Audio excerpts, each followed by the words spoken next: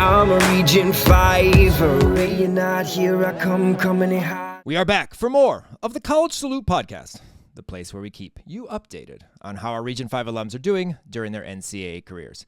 It's time to check in with some of our alums and reflect on the 2024 season, as well as taking them back to being part of Region 5. You know Kim, and of course I'm Jason. Here we are in the fall talking to our alums as we lead up to the 2025 NCAA season. Our alumni guest today, let's just say we have watched her grow up in front of our eyes.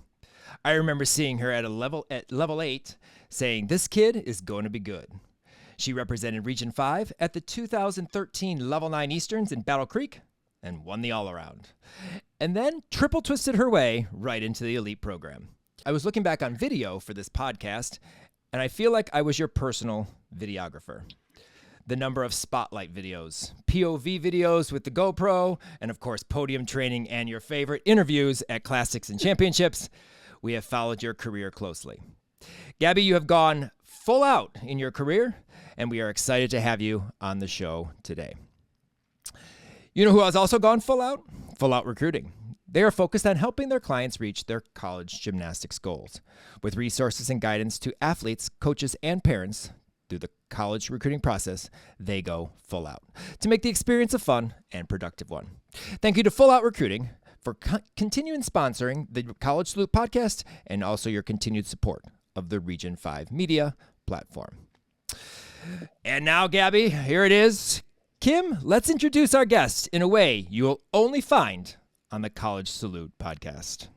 If you don't know Gabby, turn this podcast up. I said, if you don't know Gabby, turn this podcast up. Gabby. I said Perea. She's fabulous. Gabby P. She's fabulous, fabulous. Swinging high in the sky. Packed to Van Loo and watching her fly. She's fabulous. From the first day in from the shy, Gabby P, she's fabulous, fabulous. California Golden Bears, all them people gonna stare. 4.5 off the beam, stick the landing, watch her scream. She's been great since she hit the scene. From east to west with Jessel in between, she's fabulous. Gabby P, she's fabulous, fabulous. Well, from that intro, obviously our alumni guest is Gabby Perea. Gabby, welcome to the podcast. Hey. Well, we're excited to have you. Was hoping a couple times to have you during your career. Of course, we're having you as a post-collegiate athlete, but we'd love to talk about all the things that you've been through in your career. But before we get started, let's just give our audience a bit of a background on you. You are a 3-time U.S. national team member, which is completely awesome. Won the Jesselo in the all-around in 2017, but also competed in that competition 3 times. I know that was tend to be one competition that the elites all wanted to try to travel to. Won the all-around at Gymnastics in Montreal in 2016. 2016 U.S. Junior National Bars Champion. 2020 Nastia Cup qualifier, which I forgot about doing research for the podcast. I remembered. I'm like, oh my God, I forgot. She did level 10 for her last year in high school. And then all of 5 minutes. all of 6 meets. Yes. That's it, I forgot because she competed at our meet too, which I did learn in the research as well. I'm like, oh yeah, she competed at the Insider Classic, and then we shut down, which I completely forgot. I was talking to her about. I'm like, why didn't you finish the season? Oh well, no one did, so that's why. But 2020 Nastia Cup qualifier, and then the 2024 NCAA All-American on bars. I'm pretty sure it was bars, correct? Not balance beam. Was it bars? Yes, it was. Yes, bars. Almost positive that I was sure on that. You obviously had a big impact on Cal lineups, especially on bars and beam, which we will get to all of that. But before we talk your NCAA career, let's take a moment to reflect back on your club career. What do you think 3 of your favorite memories of your experience during club were? I guess first one would be qualifying to my first international meet. That was a big step for me, and I guess it was just solidifying my Olympic dream that I'm like on the way towards that direction. Second would probably be, oh God, I'm like going way back. When I initially qualified for junior and I was still a little Hopes kid, and I somehow managed to get a qualifying score for junior instead of Hopes. So little me was probably didn't really know what that really meant, but probably thought it was cool nonetheless. And then third probably would be, it's a little different, but yeah, I think you mentioned Nastia Cup. It was a different experience, but still being on that big kind of elite stage where you're on podium with the big lights, but it was different because it wasn't elite. So I guess experiencing that from a different lens and a different level was still equally exciting because I was on a different part of my journey. Like I wasn't doing elite anymore, but it was still exciting that I was experiencing something new that still made me happy. You didn't have, obviously being an elite, you were kind of not singled out of your gym because obviously you trained with, Andy and, that whole group, day in and day out. But you were the only one that had to usually train routines in the summertime. So, you're kind of, by yourself. You had Nia Dennis for a little bit. You obviously had Faith at the end. But you never got to experience level 10 nationals and be part of like that experience with college gymnastics and all about the team. Talk about how that was different and how you handled that adjustment. Definitely was a big adjustment. In club, it was all just myself training in the summer alone. Everyone would be training fun upgrades and I'd be doing my elite routines and grinding away every day. But I think doing that in club gave me a different kind of motivation that was strictly for myself because no one was making me do it. So as much as Eugene Gianni, like they gave me all these assignments, but doing that in the summer and consistently doing routines honestly year round because it was elite season and then you have national team camps in the fall and then you got lucky, you got selected for an international assignment. And then by the time that's over, you're back on summer elite season. So it definitely took a different kind of motivation that I carried with me through my college career. And I would say that helped me develop good leadership skills and honestly just taking that extra turn during college when I was tired and I look back on my elite days, I'm like, yeah, I did way harder routines. I totally could take that one more turn, or even just being that like role model in the gym where I always just got my assignments done, head down, did my work, and just like no question to ask. I always just got my stuff done. Adjusting to going to Cal and being on a team. Because that's obviously, if you don't, you have a team, yes, you have Legacy Elite, you have your friends, whatever, but you really are an individual as an elite. But now you go to college and you're not. Was there a big change in that aspect, or because, you had such great teammates at training every day at Legacy, it just wasn't that much of a difference? A lot of it was doing it for the team, like hitting a routine for your team. And that was a big adjustment for me because if I fell, it was on me. Like, it's not going to affect the team score in reality unless you're doing a team award in Jessel or whatever. But it definitely honestly put more pressure on myself, especially like, for example, being at the end of beam lineup. I felt that's probably the most pressure I've ever felt, even more so than my elite career, because I wanted to do well for my team. I wanted to hit my routine for them. And it was like, bigger than myself. I wanted to do it for Cal and for my team. Let's talk a little bit of elite real quick on how athletes like, Miley O'Keefe, which is one of your elite buddies, as well as Emma Malabulio, Trinity Thomas, Morgan Hurd, Suni Lee was with you as a junior for a little bit. Just the list can go on and on. How that generation impacted your gymnastics, and better yet, maybe a specific gymnast or gymnast that may have made an impact on you more than others. I think it was very inspiring, specifically Trinity Thomas. I know she didn't have the elite career she wanted, but she absolutely went beyond the mile for her career at Florida.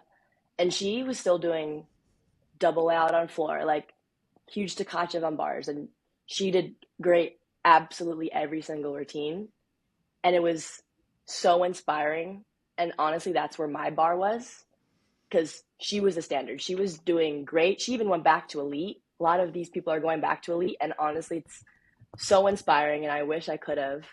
Body is falling apart, but I wish I could have gone back and, just proven to myself that I still can do a lot of these old skills. And it's crazy to me that Suni, Jordan, all of these people are going back. And it's just kind of a new time where college athletes can go back for a while, it was mostly you do your elite career, you go to college, you're done. Unless you're like the 1% of people working, you can go after college, but it's very, very unlikely. So now that it's becoming more of a thing where we can see older gymnasts on the Olympic team, it's kind of proven to everyone that we do have a longer lifespan than 21, 22 for gymnastics. Did you ever like sit down with Miley and just kind of reflect on, because I know you two were back to back, like, you know, pushing each other and all that. And I know you were good friends as well as Emma Malibuli. I know her parents and your parents were very, very close. Yeah, but did you like sit back during college? Have you ever had an opportunity to do that and just kind of reflect on like kind of what you guys have been through, you know, throughout college, you know, obviously the elite scene, but then into college and competing against each other? Yeah, I was talking to Emma about it last time when I saw her at Pac-12s. It was just like reminiscing on, gosh, like how did we do that? How did we do all that crazy stuff? And we were so young and we were so successful at age 15, 16. I mean, look at Emma. She's a freaking Philippines Olympian. Yeah, like she killed it. She's absolutely killing it. Same with Aaliyah. Like they're opening a door to not competing for the US and showing that that's a possibility for people. There's got to be something that Gabby can compete for. Come on, you have. I don't know. You could do it. You have 4 more years. Come on. Oh, you can do the Simone plan. Give Come me back. a year. You can do this. I'm talking to Gianni and Anna. Just trust me now. I'm all about that. Take a year off. Let any body I'm parts all heal about that. Yeah, I'm on a hiatus.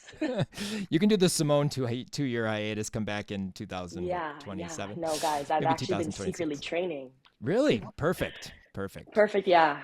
In my basement. I have a little beam. In my basement, a little beam. Back in level 4 days, making sure you can stay on the beam. So you went to college. Wonderful. Yes. Congratulations. Correct. Yep. That's great. Okay, but your college career did not start off how any of us or you, I hoped, expected. You didn't compete in your freshman year, maybe some exhibitions here and there. You dabbled. How difficult was it for you, and just to like watch people compete? You're not in lineups. What were some of the challenges you faced? Also moving from your club and elite world into college, your college career at Cal, but like you weren't competing your freshman year, and Jason and I and the whole Gymternet, I'm sure, were like, wait a minute, excuse me, why isn't Gabby competing yet? Like every week we're like, oh, she warmed something up, but she's not in the lineup. So just talk a little bit about that, because I know every week we're like, excuse me, Gabby Perea, where is she? Well, I guess I'll start with COVID. COVID kind of messed up a lot of The world. freshman years as a whole, and the world. We were able to move into the dorms because we were able to finally start practicing, but we still had to quarantine for 2 weeks. We could not leave the dorms. So I think of us a lot of us lost our gymnastics shape. And then going back into the gym, we had less than 3 months to get back into shape for season. So I think our whole preseason was expedited. So right when we got into the gym, it's like, all right, do what you can, try to get back into shape, do what skills you can. And I think my body just wasn't ready. So I ended up getting elbow surgery my freshman year.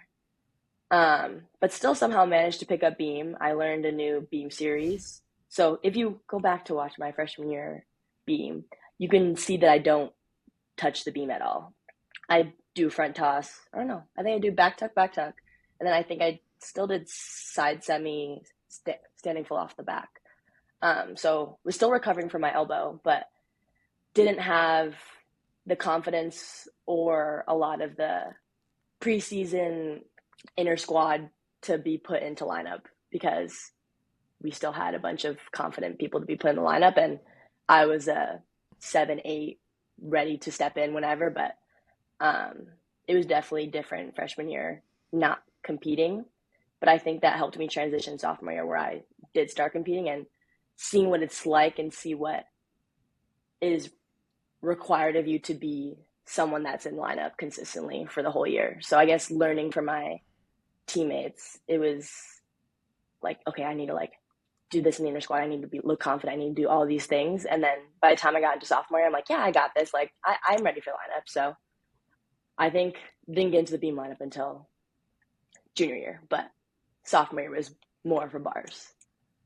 Well, I think you did more floor routines than anybody in the lineup in your freshman year, because every time they watched floor, there's Gabby on the sideline doing everyone's routine and cheering. So I think you actually did more routines on floor. I was and actually didn't even really compete. excited for them. Yeah.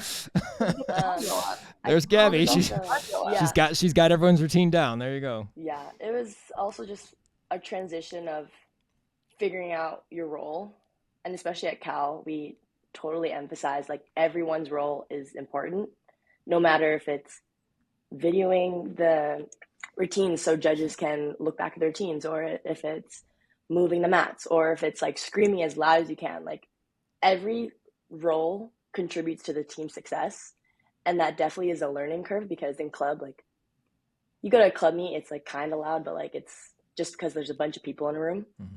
You go to a college meet, everyone is screaming as if it's like their last routine ever, and they're like so excited for you. And the energy is just so different between both of the environments. So it definitely was a transition of like, okay, well, I'm not competing. Like, how am I going to make an impact on this team, even though I'm not contributing a score? I can like give someone a pep talk, or I can be super excited for like the best routine ever, or move a mat if they need it. Like be there so it makes their day easier, because competing is already stressful enough. Like I want to alleviate as much stress as I can. So finding that role and stepping into a different role was definitely a transition, and something that you have to learn as you go through college. Oh, I've definitely seen like the outlines of some teams, like every event, like this person's moving the board this event, this person's filming, this person's doing X, Y, and Z. Like every rotation's outlined of where everyone's supposed to be at all times. It's a whole routine in a routine. Like everyone has their own thing that you do every single meet. Oh yeah, it's exhausting. Oh yeah. Like you need cardio, So many you need cardio up for your routine, then for everybody else's routine, and then for your sideline routine.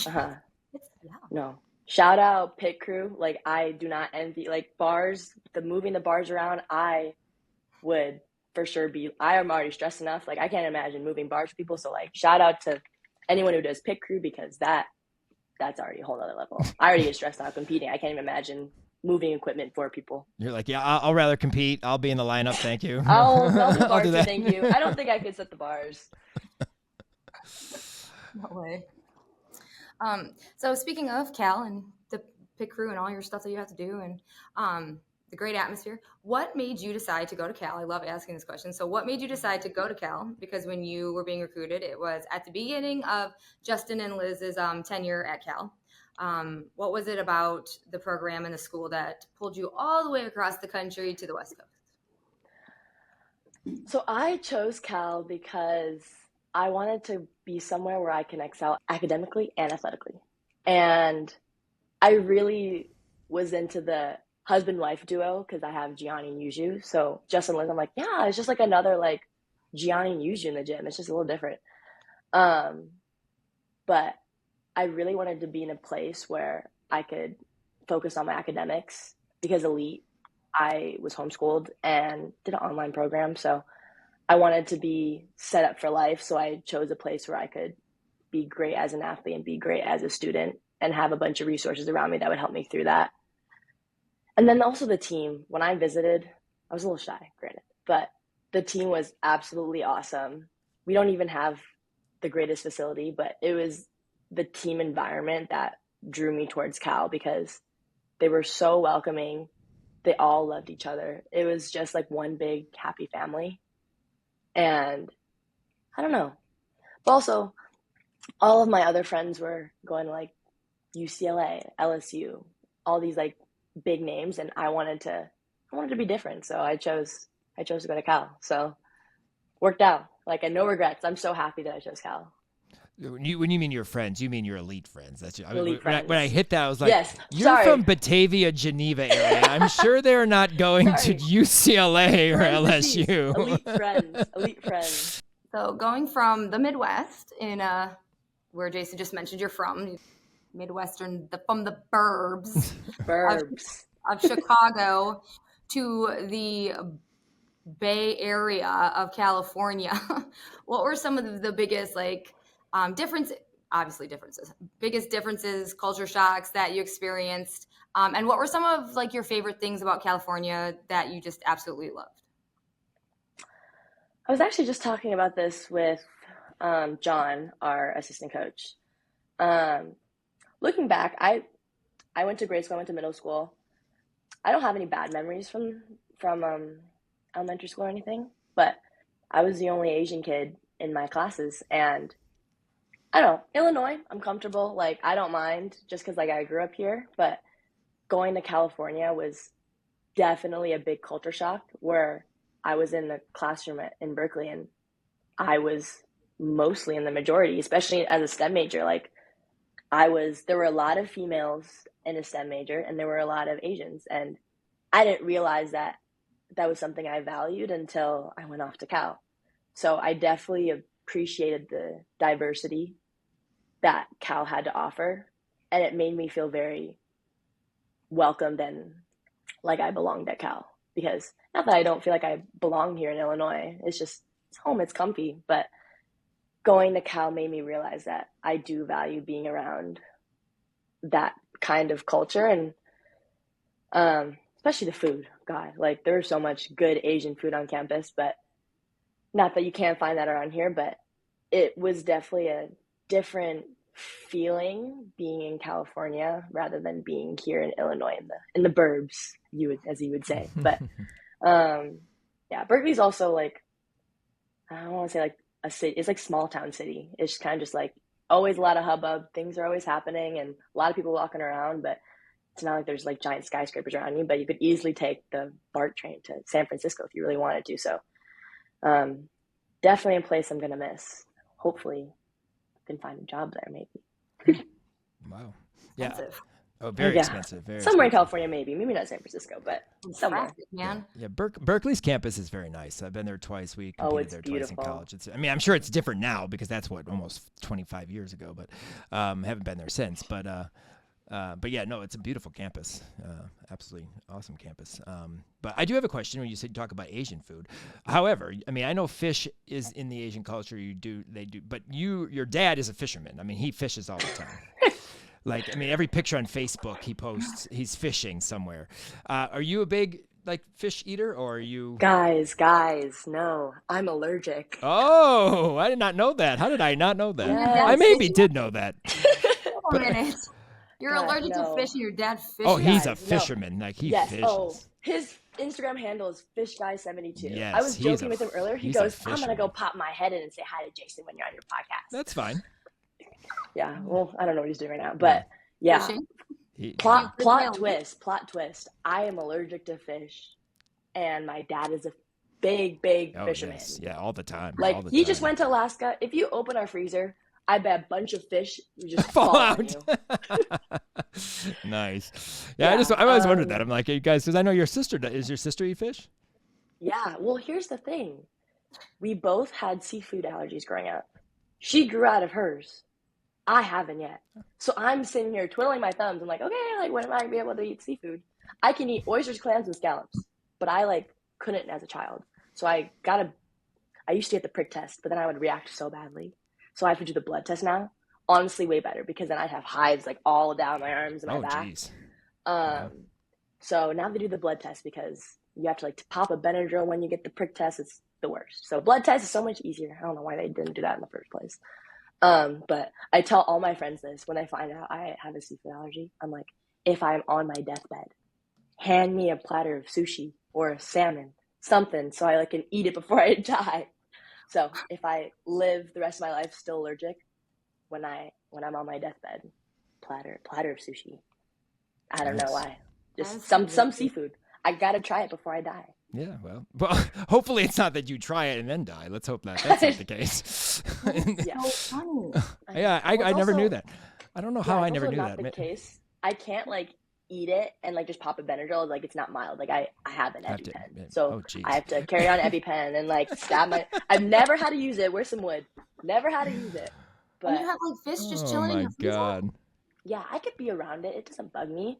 Sometimes like when my dad's cooking, like they're like fumes, so I have to like go in my room. But I gotta like wipe down the counters because like the fish oil, like I react. I'll get hives if I like touch the fish oil. But That doesn't yeah, sound it's fun. not. Yeah, no, I could go into this so much, but That is crazy. long story short, I am allergic. Oh my God. Oh, Norman, I never knew that. Oh my God. Fish guy, whatever his numbers are. Fish Yeah, guy. Norman, Fish guy good old 72. Norman. Fish guy Yes. 72. Yeah, drop him a follow on Instagram. I'm going to. Yes. Jason, do we follow him? Norman, I have to say real quick, I love Norman because like at classics or championships, if he thought I wasn't eating enough, he would take me to eat and pay for my dinner. So Oh, he's a big foodie. Norman's a good guy. Now, I wouldn't eat fish. I hate fish. I can't stand fish, so that's not happening with me. Well, if you ever feel inspired, I There got he some is. in my freezer. Yes, it'd probably fall out on me, right? Yeah. We're officially following Fish Guy 72. There you Yes. Posted him on Does he have a fish in his We hadn't profile followed photo? him, really. I didn't know we hadn't followed Oh him. no, Jason, you're following him, Oh. but now the insider's gonna follow him. Oh, so I was. Oh, yes. No, I personally followed him. Of course, they're besties. Yes, we are. Yeah, I saw. Yeah, Yep. Jason's following him, but now the insider's gonna follow him. There you go. There you go. We're gonna follow him. We're gonna follow Fish Guy 72. He's gonna be famous now, Yeah. all over the No, park. my assistant coach John, he goes, your mom needs a nickname. How about the Catch? Because your dad's a fisherman. She could be the Catch. How I'm like, funny that is. That's sure. perfect. That's I don't perfect. know. That's perfect. How do you think you would like Seth? I think he would You know- vibe great with the team. I'm kind of sad that I'm missing out on a new Yeah. coach, but I was. I think he would be a great addition. I met him for 2 seconds while I was there over the summer. Total nice guy. Mhm. It was like a quick passing by, like 2 seconds, like sat and talked for like 5 minutes, just got to know him a little bit, but wish I could have stayed longer to get to know him. But he seems like a great guy, and I Yeah. think with our coaching staff, I think he's a great addition, and I think they'll all be a great team together.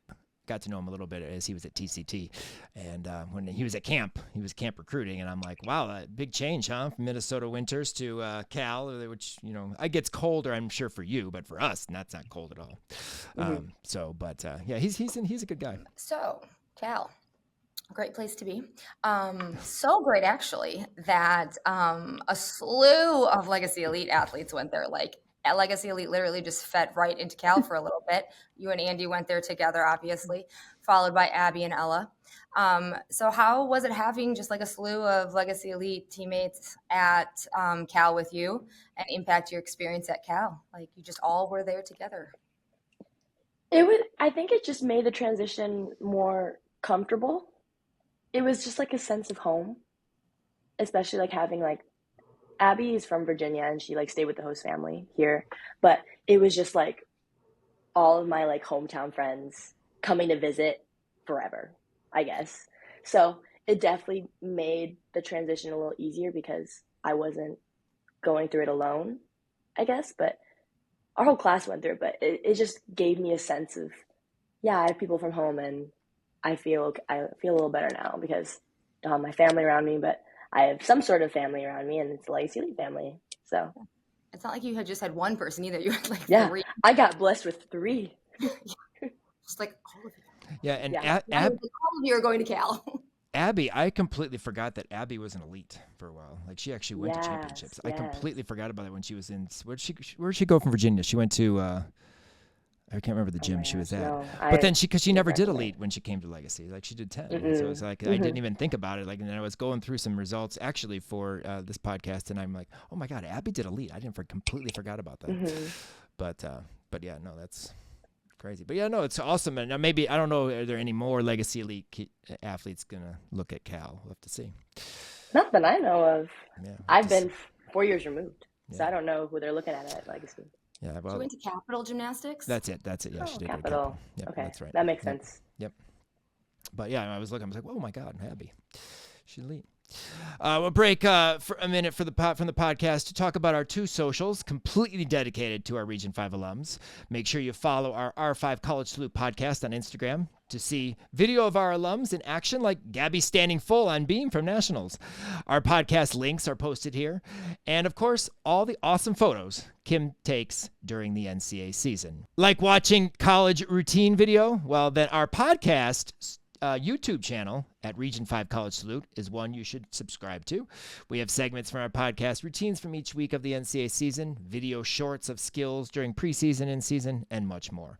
Follow and subscribe to both of these channels to keep up with our Region 5 alums all year long.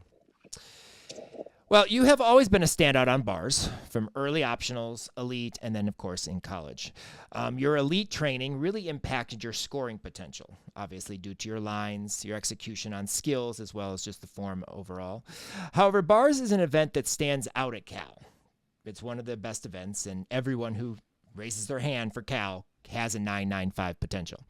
I want to know what the competition during the day-to-day training was like. And, you talk about you would rather be in lineup than move mats, but obviously those mat movers there, I'm sure there are some that were in ready for lineup.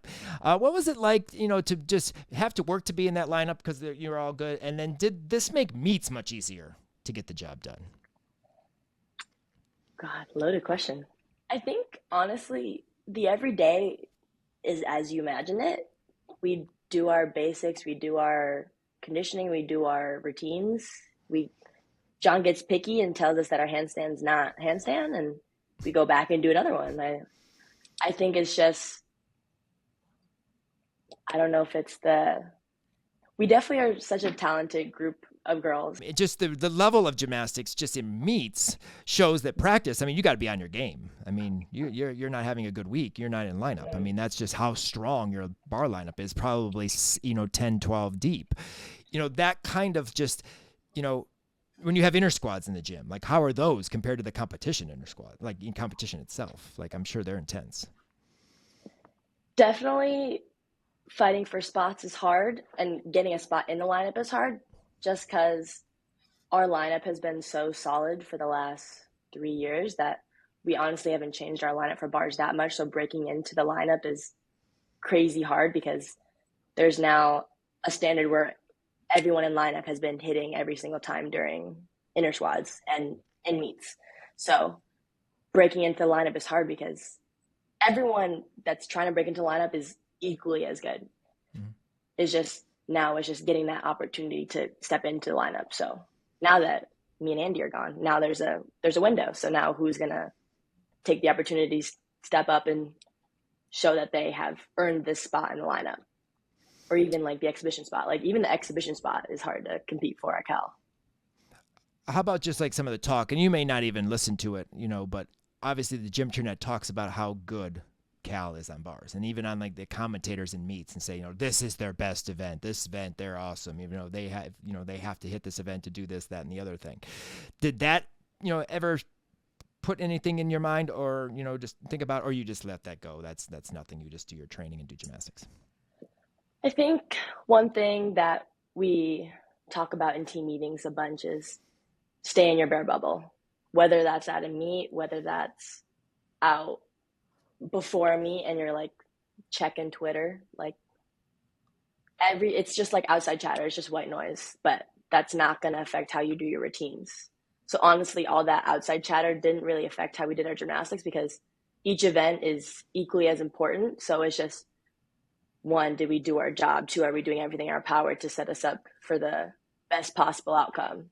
So I would say that, yeah, we try not to, as much as there's so much outside noise, we try not to focus on that and just focus on what we can control during a meet and training. Well, Cal bars is always fun to watch. That's 100% sure. Hopefully we'll still enjoy it now that we don't have, Ella's in their lineup too. So we still have, oh yeah, you'll still enjoy it. So Ella's Jaeger's crazy. Ella's Jaeger's enormous. It's always been enormous, and it's awesome. Though you never reached that perfect 10, which obviously they try to strive for, you had many routines, both on bars and beam, that were very, very close. And your senior year, both at Stanford and the meet after, which I can't remember where it was, you went 9.975 on beam. Can you, breaking down, like you have like a lot of, combos, some combos that you did on beam in college. Talk a little bit and take a minute to talk just maybe competing beam in college versus the elite beam. And you mentioned a little bit earlier how you felt maybe a little more stressed because of the fact that you're doing it for other people, but kind of just how, because you did a lot of gymnastics on beam. I mean, beam, if bars was good for you, but beam I thought was always your best event in terms of skills because you always had everything. I mean, you could do anything on beam almost. But what was it like competing beam in college versus elite? To me, I would get way, way more nervous for beam just because to me, I guess, yeah. Like I said earlier, it just means more to me to be hitting for my team and to be reliable and put that score up for them. But even though I wasn't doing like hard skills compared to like a triple series that I used to do, like it was equally as nerve-wracking, if not more, just because it's a team environment. Like you're not competing for yourself anymore. It's beyond yourself. It's for your team. What beam routine do you think stands out? Do you remember the most that kind of was like, wow, like that's my beam? Because I know, like, obviously we're going to talk about nationals a little bit, but that beam routine, that was the best I could do. I would say the first beam routine going into that double meet weekend before senior meet. So That's Stanford, probably, yeah. I think it was the Friday. It was after Stanford. Okay. I remember just going into the meet weekend, just do your thing. You trained how many routines this season? It's the end of the season for regular season, like, and just like enjoy your time in Haas. I was in this whole mindset all season. I'm like, no pressure, have fun. It's your last of lasts. Not like everything's like, doesn't matter. Just have fun. You've done everything you possibly could do. Just go out there and have fun. And I think that weekend was super special because it was going to be one of our last weekends, minus regionals. One of our last weekends in Haas where I could have fun with my team and celebrate every single time we compete in Haas. So that one definitely stuck out to me. For sure was that one. You talked about, obviously you did triple flight in elite, backhanding, layout 2 feet. Absolutely gorgeous. You had many different series in college that you attempted, had in mind, and then tried to cover up and what have you. I mean, you did a stand. I mean, I saw in video. I don't know if you've ever competed this because I don't know you did too many standing fulls actually in competition, but I know you did standing full back tuck. Like you were working that in practice. Back tuck, or back tuck, back pike. Kick over front back tuck, which I know is the one you mostly used. I don't know if I'm missing any. Talk about, I mean, you mentioned the reason why you went to that because of your elbow. Did you stick to that due to the fact of your elbow? Because I'm sure, obviously, being able to do bars, your elbow was better. But did you stick to that for that particular reason? And, did you find it more difficult, or was it easier for you to do? Because it seemed like it was easier for you to do 2 back handsprings to a straight body layout than sometimes it was to do kick over front back tuck. No, this is actually all Liz. She wouldn't let me do back handsprings for my back. I also have back issues, and front toss, back tuck was the series that stuck because she also she wanted to just eliminate back bending in general. So you can even see that in my floor team. I do round off double tuck, round off double pike, round off 1.5. So I just eliminated back bending as a whole. I didn't vault anymore because that back extension was just not good for my back. So Liz found a new series and a new dismount because I also hated round offs. That's besides the point. Where I didn't have to use my back at all. So front toss, back tuck was the one that stuck. But I think you hit most of them. I did back tuck, back pike, standing full back tuck, standing full, I think at one point. I did a couple of front toss standing fulls. Those ones were scary. Yeah, those are in the depths of training. I don't think I ever got a video of that one. In the depths of training. But yeah, honestly, any possible variation of any back tuck, front toss, back pike, standing full, any of combination I probably have tried. Mm-hmm. Well, the dismount is also an area where, you kind of were much different than obviously Lee, and much different than most people at to start. I mean, there was only one, I think, what's her name from UCLA used to do that too, off the side, or off the end. Yes, yes. But I mean, you did 2.5s, triples out of back handsprings in elite. Now, I mean, you only did a round off, I think, for dismounts when you did level 10 for like the 6 minutes. But you did mostly back handspring into things. But how did the side summy to the dismount kind of come about?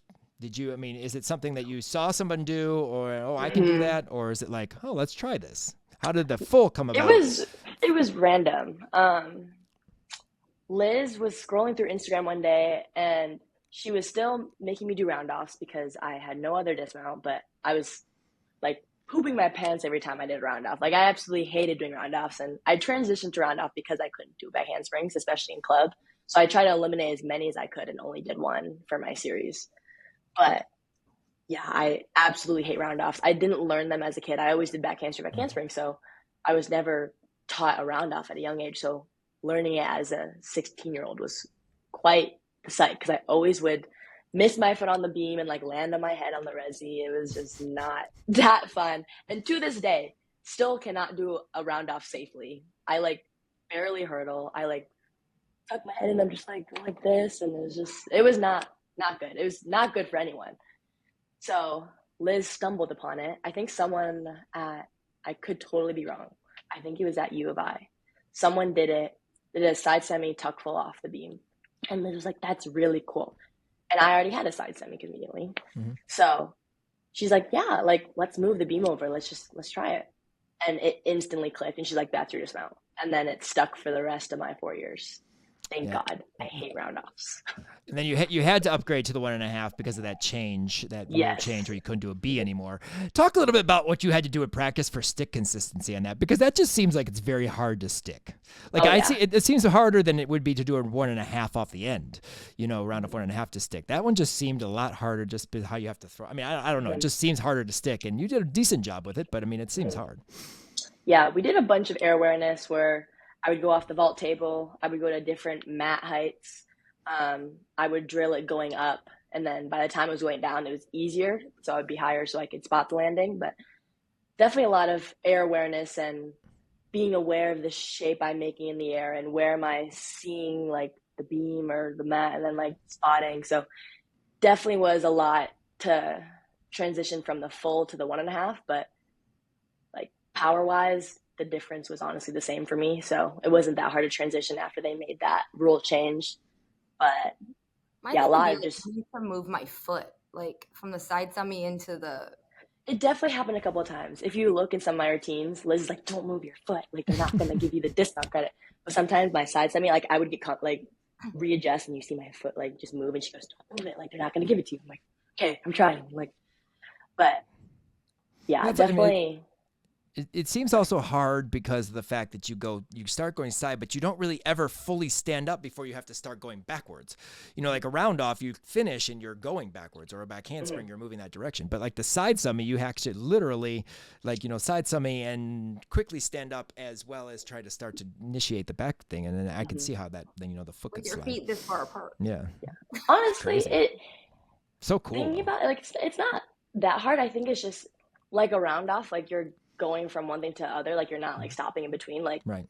I can't break the connection because I won't get the dismount, but honestly it was easier just because I was already moving my arms, so swing the arms and I'm just sending it backwards. So it's cool. It was cool. It would probably be harder if I had stopped, and I broke it in practice. I would break it down, like make sure the side semi is good and then stop and then go, so then just so I can have that transition. But honestly, like half the time, like when I'm tired at the end of the routine, I kind of just like send it backwards and just hope for the best. Hope for the best. Pray you don't land on the judges table. Oh yeah, exactly. Off a podium, land on the judges. I've come close sometimes. That's crazy. Wow. Well, the Gymternet thoroughly enjoyed that dismount all the time because it was the topic of conversation in everybody's, commentating or podcast or whatever. Like, did you really realize the hype around that dismount? Because everybody just talked about it all the time. Not really, I guess. I try to block out a lot of what people are saying just because like I want to focus and do my thing. So, and I mean, I know a lot of people don't do it, but to me, it's kind of just like, oh yeah, like it's just my dismount, like casually, like I don't know, it's just my dismount. So yeah, I guess I didn't really think anything of it until like at nationals, like Gymnastics Now like posted a reel that, and like everyone loved it. I'm like, oh, I guess it is kind of cool. Yeah. But yeah. It makes for great photos too, because you're just like right there. You're not at the end, you're in the middle. It makes for a great photo. I was once told that I looked like a Marvel superhero, and I was actually, I'm like, wow, thanks. I love Marvel. I guess I am like a little like mini Spider-Man, I guess, just like flipping off and doing like parkour kind of stuff. Kind of. Yeah, right from the middle. Yeah, you're like, yeah, I could see basically a Marvel superhero. You are a Marvel superhero. I like it. You get yourself a cape. Yeah. You and Steven Netarosik. Yes. Yes. I like it. I'm here for it. You should make a movie or a comic book. Yeah. Somebody in the Gymternet, get on that. Comic book. Make a comic book of Steve and Gabby. The Steve and Gabby comic book. I could see it now. I like it. You come flying off the beam. He comes flying off the pommel horse. That'd be great. I like it. I like it. Beam, pommel horse, it's kind of one and the same. I like it. Are there any skills that you practiced maybe in the gym that you wished you were able to compete? Or were there any like dream skills that you just wished you could learn or could have learned? And are going to in the next 2 years? Yeah. Before the next one. Still got those in my back pocket actually. Regular back bend probably. That's the dream. That's a dream skill. Maybe a back walkover. Right. I'm sure that's what you want to do again. He's like, I would like to do a back walkover. Please. Yeah. I'm sure that's the last skill you want to do again. No, yeah. Never again. I would say I have like trained it for a while in club, the Nabieva. I had that for a while, but for me it was hard because I was taller, so I would try to go for a pack and I would smash my feet on the low bar because such a big swing, and then me being tall and on small setting, just I could not go for it. It was too hard for me to control, and I was also a little bit of a chicken to go. But that'd be a dream skill, like Nabieva pack, like that's crazy. And what's her name? She won gold at the Olympics for bars. Yeah. All of her inside transitions, God, like that's like a dream bar routine as a whole. Like she is absolutely amazing. I would love to be able to do that routine. Oh yeah. No, it just looks so much fun. It looks like a roller coaster, just up and down. And she connects everything. She's just going all the time. She's got like 2 kip cast handstands the entire routine. Yeah, it's crazy. Maybe let's go through all the events. Let's see. That's bars, beam. You did everything on beam. I don't know if you. I basically. For a while, I never got it like comfortably on the floor. I was training a standing 1.5, but I never got it comfortably on the floor. Really? I would go off a panel mat and I could land it comfortably, but not on a flat beam. Now that would be a cool skill to see on beam. Please train and do that. Just do that. Come back. I will text Gianni right now. Gabby's coming into the gym. You're going to put this on video so I can have it on video. Please. That's phenomenal. Dream, like I've done double doubles and double A's, but my technique was a little weird, so it wasn't awesome. I always would put my feet behind me and just it was not good. I think just for fun, a triple double would be crazy fun. Just to like send it, 3 flips, 3 twists, 2 flips. Yeah. Go to the pit and just go. Round off, or are we adding a back handspring? I think I would have to stick with the round off. That's round off triple double. Wow. Can you imagine? A lot of a hop, skip, and a jump. Yeah. Actually, I think that guy from Japan, is it Japan, that does the triple double? He was in floor finals. I think he does it out of a round off. Oh, because there was a triple double. Was it Great Britain? From Great Britain, yeah. From a round off. I think he did. Gosh. Yeah, Luke. Isn't his name Luke? I think. Whatever. But I know there was one that did a triple double in the floor final, and he did it from a round off, if I'm not mistaken. Because they don't do back handsprings. Guys don't do back handsprings. Totally tangent, but shout out Carlos Yulo. Stuck 3.5. I got chills. He is absolutely amazing. Also, just big Philippines moment for us. Yeah. 2 gold medals. Almost cried for him. I don't even know him. Almost cried for him. I don't know him either. But obviously a totally different experience than in Tokyo. I mean, he had a horrible Olympics in Tokyo and then just killed it in Paris.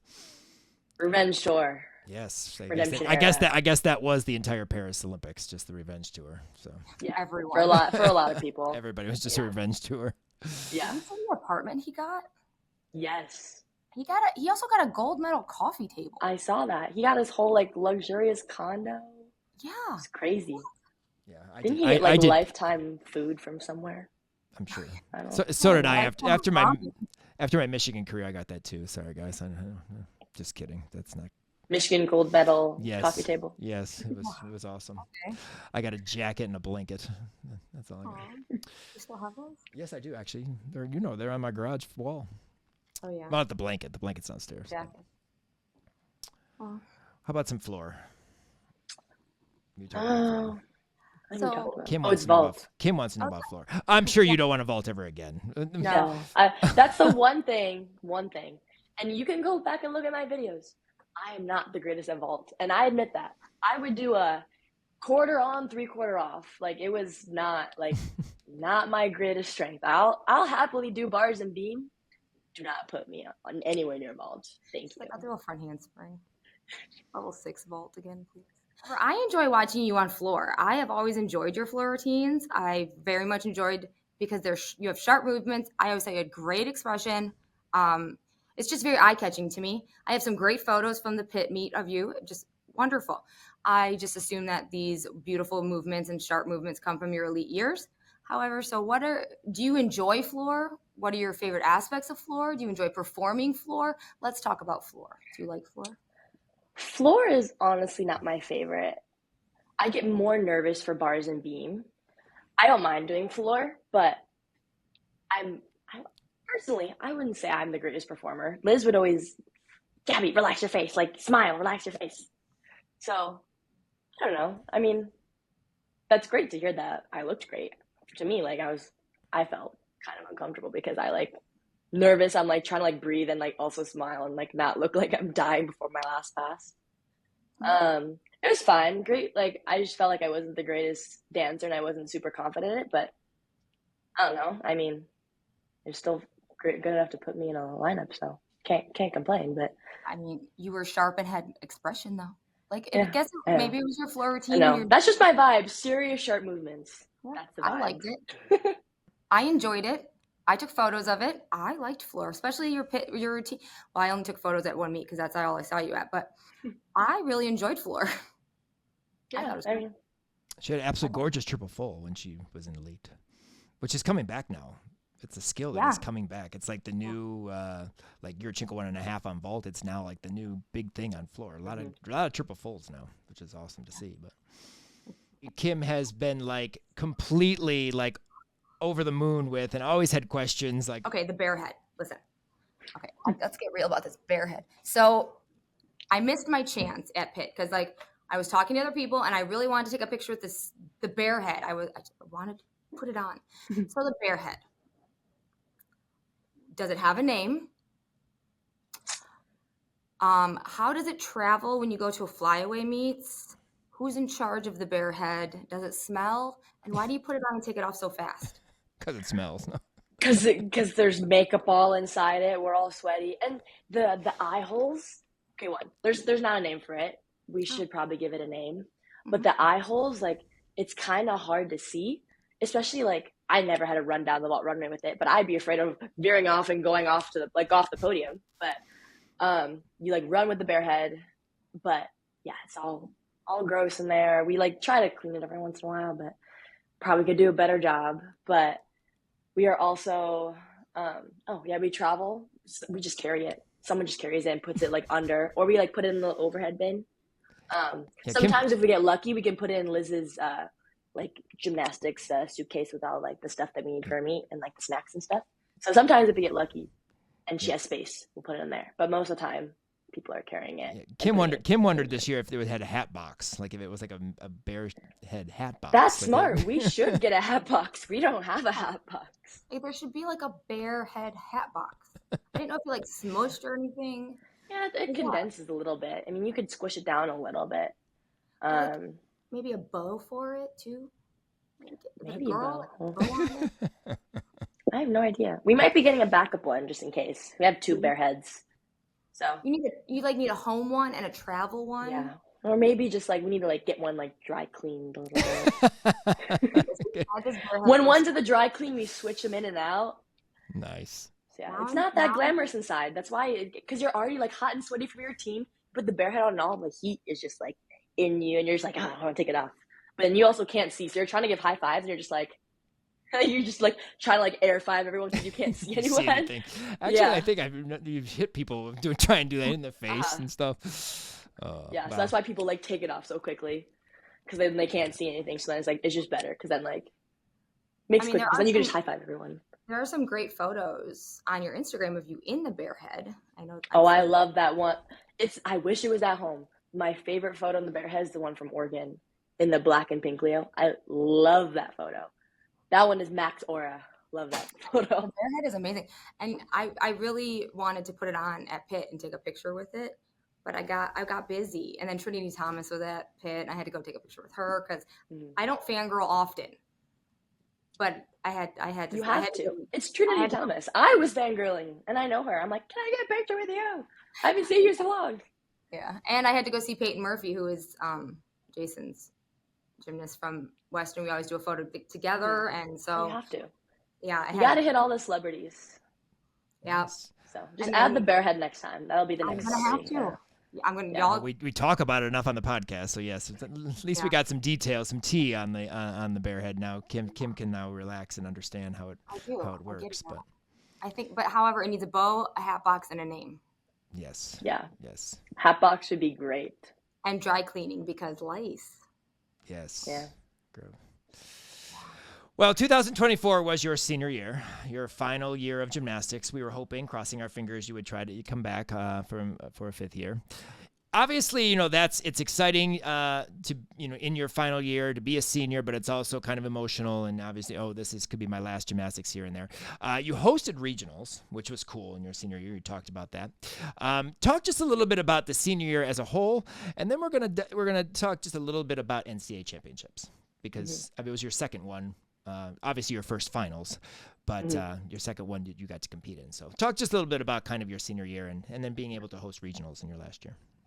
Senior year was, out of my 4 years, definitely my favorite gymnastics year.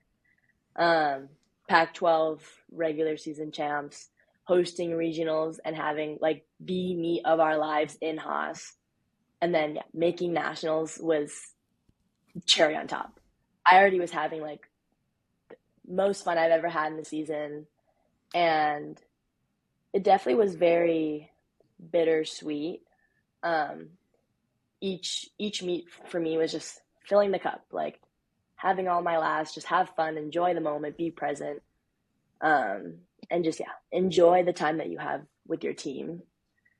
But especially regionals day 2, that was despite the stress, and I think starting on beam was just like start on beam, get all the nerves out, and now we can just go full out for the rest of the events. That was one of the most fun meets I've had in Haas probably ever. And then I think we all were like crying after bars because we made nationals, and kind of a little redemption tour for us, at least for me. My Van Leeuwen gave me a couple demons that I had to fight off at nationals, but it honestly made it worth it. Like, honestly, like I want to wish falling on anyone, but it made senior year and like hitting that bar routine at nationals so worth it. And it just kind of was like the cherry on top to my career. And I would love to take a fifth year, but this was like the first time I've gotten recognized for All-American. And like there's so many things that were just made this season so great, and my cup is so full that I'm happy and I'm okay with it ending. Of course, I would do gymnastics forever if I could, but I am like so happy with the way this season went, and I'm happy the way it's ending, and sad, but bittersweet. But yeah. Well, I had beam first before talking about bars because that was your last event in finals. But since you talked about it, just talk a little bit about just that routine. That was your last routine, your last career routine. Obviously, it's nailing your double layout. I know you were really excited, jumping up and down. You high five John, like all excited. Take us back to that moment and just like that salute and just that routine. You talked a little bit about it and just being able to finish out your career that way. Yeah, I'll back up to nationals the year before.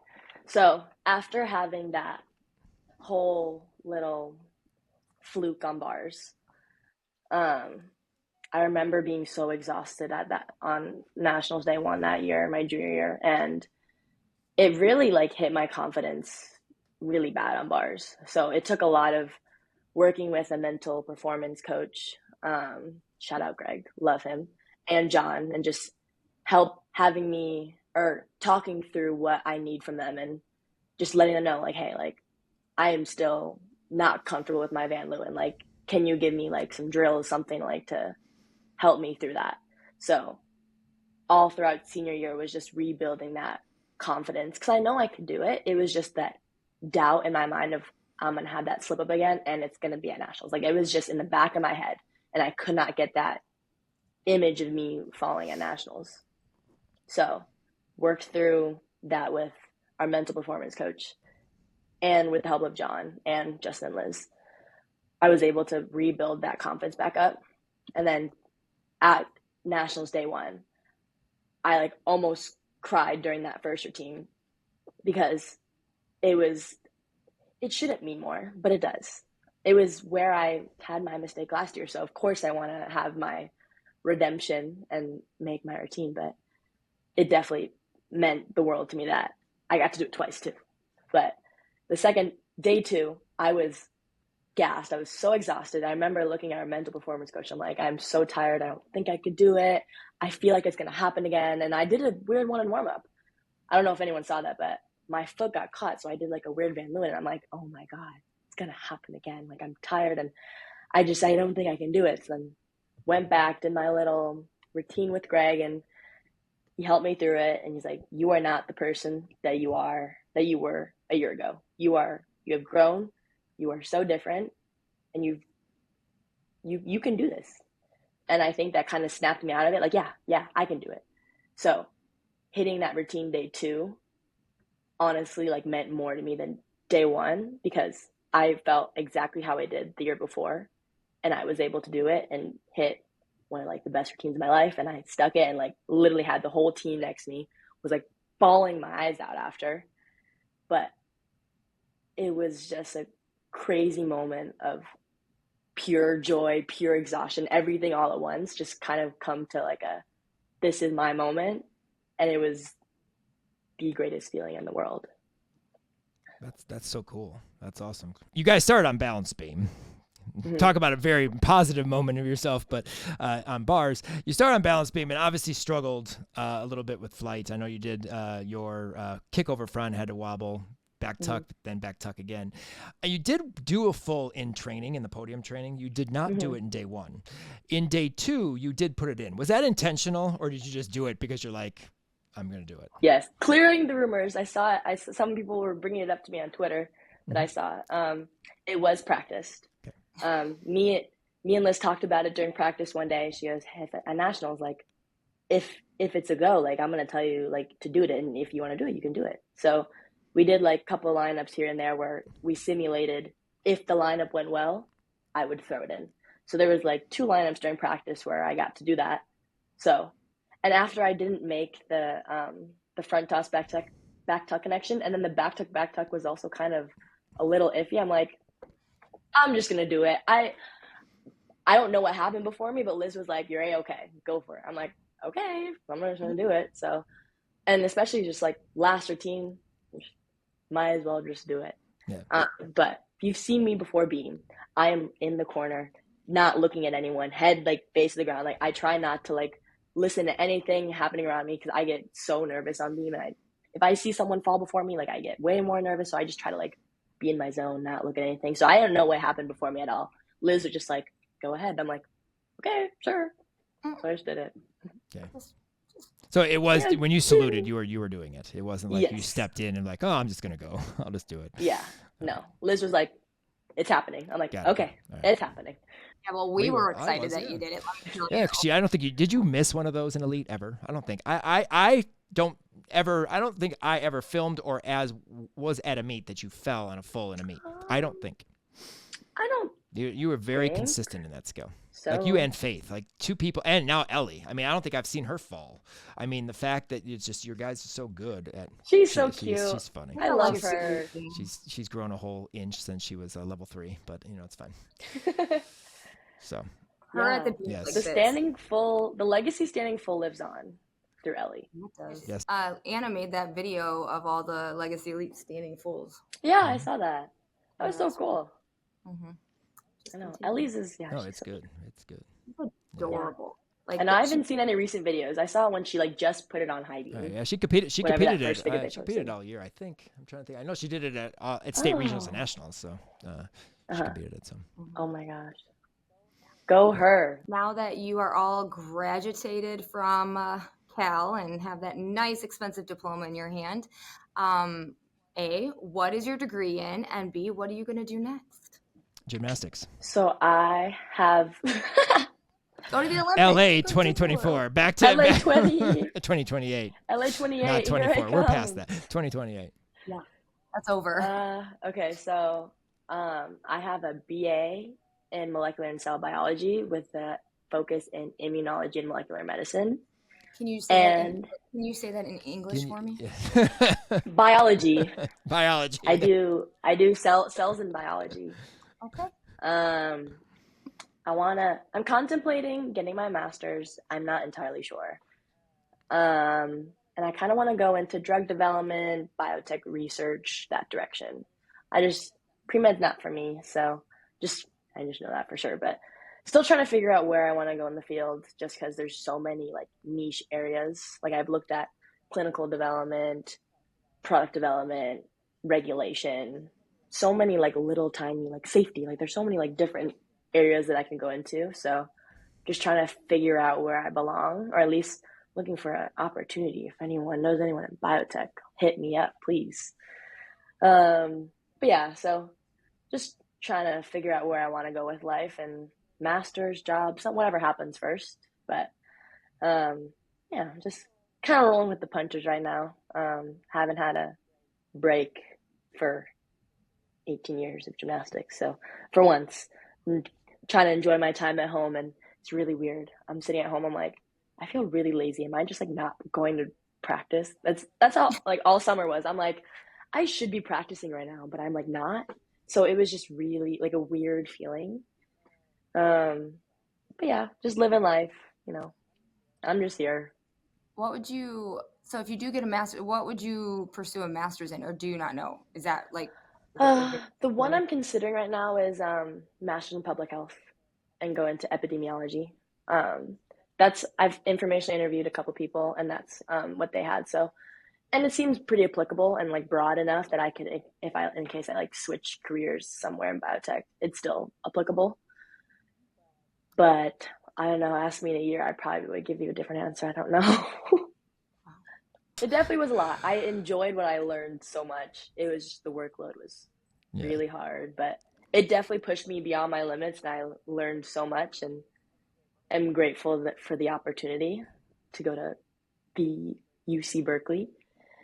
But yeah, especially I'm very much a science person. Put a book, a history book in front of me, snooze. Yeah, fall I asleep. think that's So, most people. That is She's a my history area. person. That'd put me to sleep too. Yeah, not. I like for the me. science, but not that deep, not that in depth. I mean, I was an exercise science major, but no, not that in depth. No, I went crazy in depth. I don't know if I need a lot of the stuff I learned, but we'll see. One of those women in STEM, aren't you? I am a woman in STEM. There you go. Ooh. But yeah, We no. need that. We need that, though. Yeah. Loved what I learned. Oh, good. Well, we wrap up our podcast with some fun questions every podcast. But before we do that, I know you used to love to bake. That was one of your things. And I know on one question I asked you at Classics about something I don't remember, it was at Championships. You told me you like to watch the Great British Bake Off. I remember that.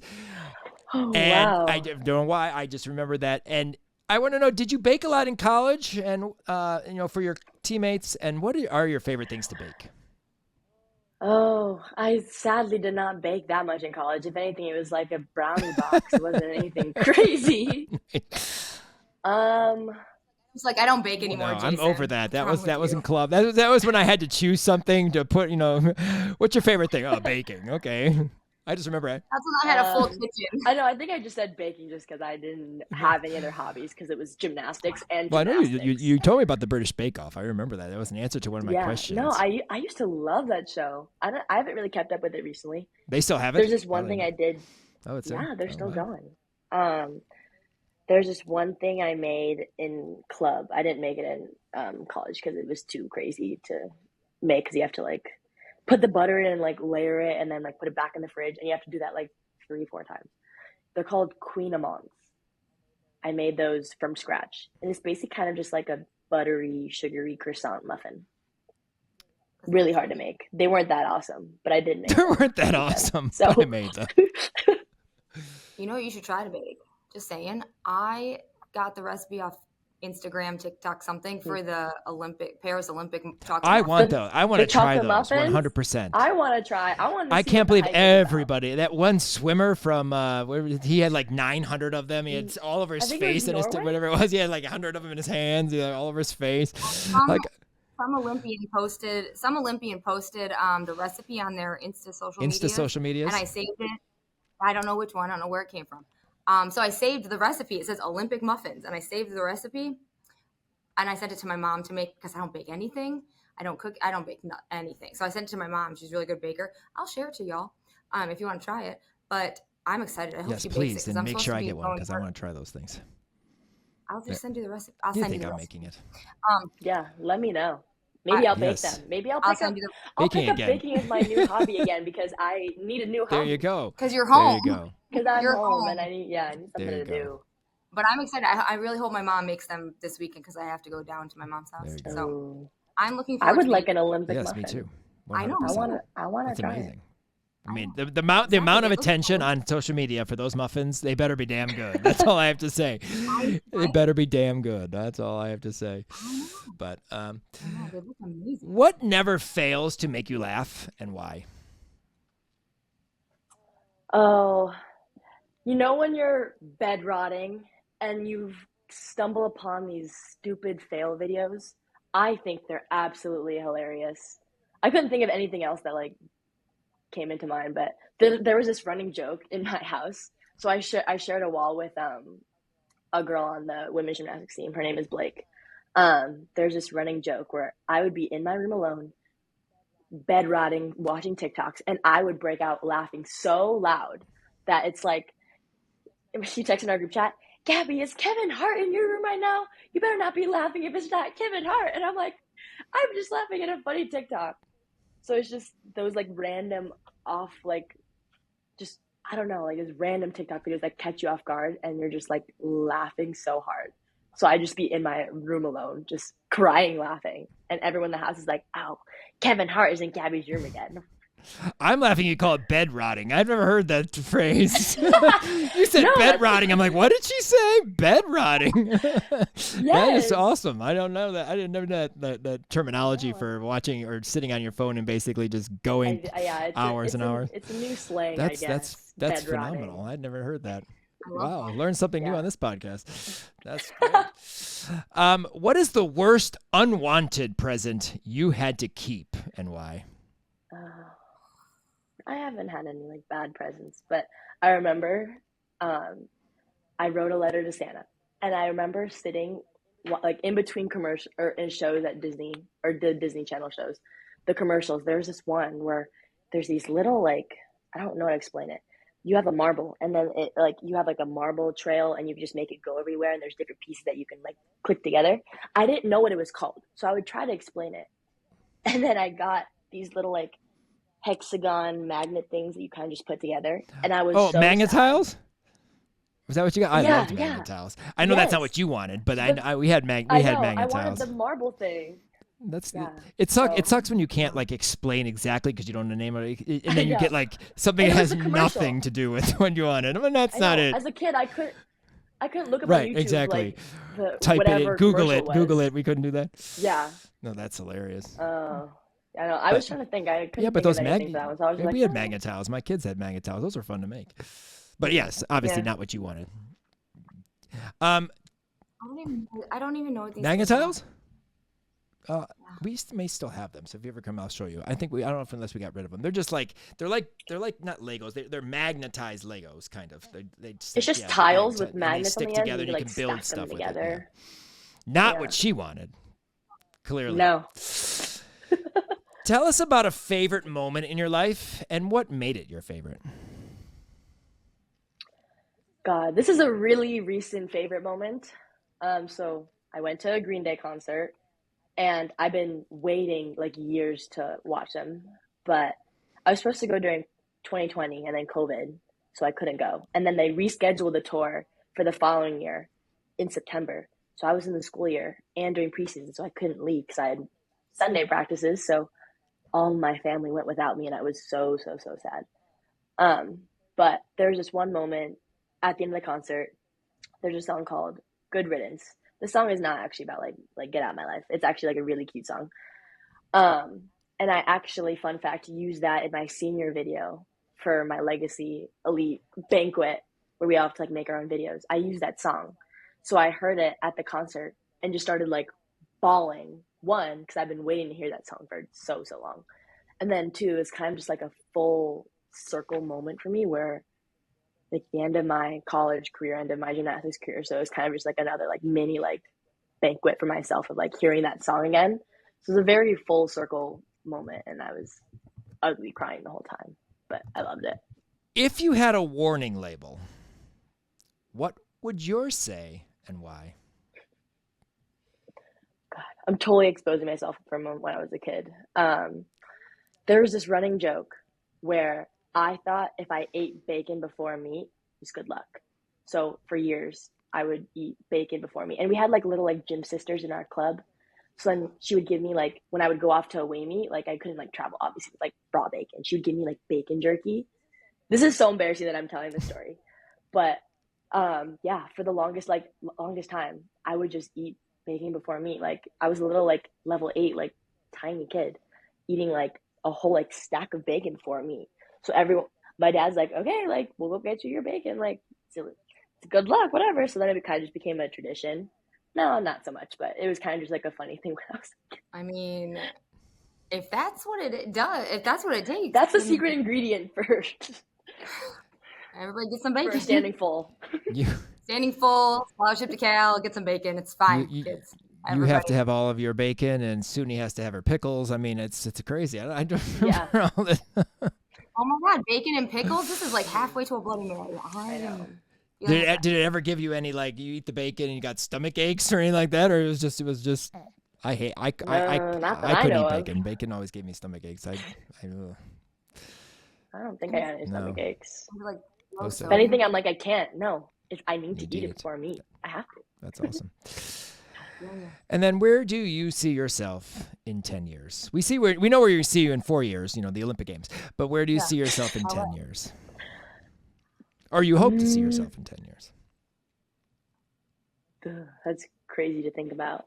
Has been 32. I'll be 30. Hope to have maybe settled down, have a kid, have a job in biotech, hopefully. Having my whole family around and all my like close friends. I don't really know. That's the vision. What is one thing you definitely need to do some point in time with the rest of your life to do? What do you think that is? Oh, that you've wanted to do it. It's something you've wanted to do that you haven't done yet that you really would like to do, and maybe you can do it in this next 10 years. I want to travel to the Philippines. I've never been, and I heard it's a very beautiful country. And I also have family there, so I would like to go and visit my family there and meet some of them that I've never been able to meet before. And seek. Well, you have all this time off in LA and finding right, exactly, and seek citizenship, and then represent the Philippines with the other elites that are going to represent it. Now you have a full team in LA. It's perfect. Yeah. In these next 2 years, in these 2-year hiatus, get your body feeling good. Go visit your country. Apply citizenship. Aren't you glad, Jason? You guys are onto my 2-year plan. I mean, obviously Aaliyah and what's her name? No, Emma? Emma's done. Well, no, she has another year. Does she have a senior? Levi. They all have still have college left, so they could still motivate you because they still have to compete college gymnastics. Pretty sure Emma still She has has one more year. I think it's one more year. I think she's a senior, unless she has a fifth year. But I think she's a senior because she's the same age as Jordan, correct? She just came in with Jordan, didn't she? Yes or no? Maybe not. Yeah, because they were the same. I mean, they're around the same time. I know Jordan has another year because she took off too, but She was an alternate on the the same Jordan was on the 2020. Yeah. So she came in year after. Okay, yeah. So she has one more year. That's what I thought. So, but that would be great. See, there you go. But no, that's awesome. Philippines. I've heard it. I have heard it's a beautiful country to see, and I know they have the best egg rolls. Go see Carlos. Chinese egg rolls, Lumpia, and Filipino egg rolls. There's no Lumpia. comparison. We had our office manager at the gym I used to work at. Is Filipino. She makes these egg rolls and they're just phenomenal. I'm like, these are much better than any Chinese egg rolls you ever have had in your life. But yes, so Filipino egg rolls, very good. So yes, they're my favorite, but I'm biased. Yes. So, all right, Gabby. Well, thank you so much. I'm glad we were able to sit down and talk. We have to stay in touch, at least while you're here. I mean, I don't know. Maybe you can help me out in the state of Illinois if you want. I don't know if maybe I don't know if media is your thing, but I don't know how much I'm going to be doing this year. We'll have to see, but we can talk. But hopefully we'll. I run into your dad every once in a while in the store. Yeah, thanks for coming on the podcast. We've enjoyed it and we've learned a lot. And I hope you had some. Hope you had some fun. And it's exciting. I'm so glad we could plan your life. Also, yes, while and we plan were that your next Olympics. I'm sure Yes. your parents. I'm sure your parents will be happy to know that you'll still be doing gymnastics because I know they're going to miss that. I'm sure they will. Even if it's not true, even if it's in fantasy world with a Region 5 insider, we'll still do that. So, all right. And now we're following Fish Guy 72. Yes. Well, we requested to follow Fish Guy 72. He'll post updates on my training, actually. We'll leave it. I hope he does. We'll leave it up to Norman. But all right, Gab, thank you so much. Appreciate it, and we'll hopefully talk to you soon at some point. Yeah, Thanks. Help more people find our podcast by rating and reviewing us on Apple Podcasts or wherever you listen to the College Salute podcast. If you have any questions, comments, or alums you'd like us to have on the show, please feel free to email us at region5insider@gmail.com. Thanks again to Full Out Recruiting and all of our subscribers. We could not do all of this without your support. Follow us on all of our social media accounts for the most up-to-date information on what's going on in Region 5. Thanks again to Gabby, and of course to all of you for joining us for our second College Salute Alumni Conversation. Stay tuned to our social media to find out who the next Alum Convo podcast guest will be. And talk to you soon for more spine-breaking coverage of our Region 5 alums. And always remember to follow, like, and subscribe. Peace out, Region 5. 5, 5, 5, 5, 5. I'm a Region 5. Tell me all you want, everything you think I'm not. I'm about to show you where I've been. Say 1, 2, ready or not, here I come, coming in hot. I'ma take my body for a spin.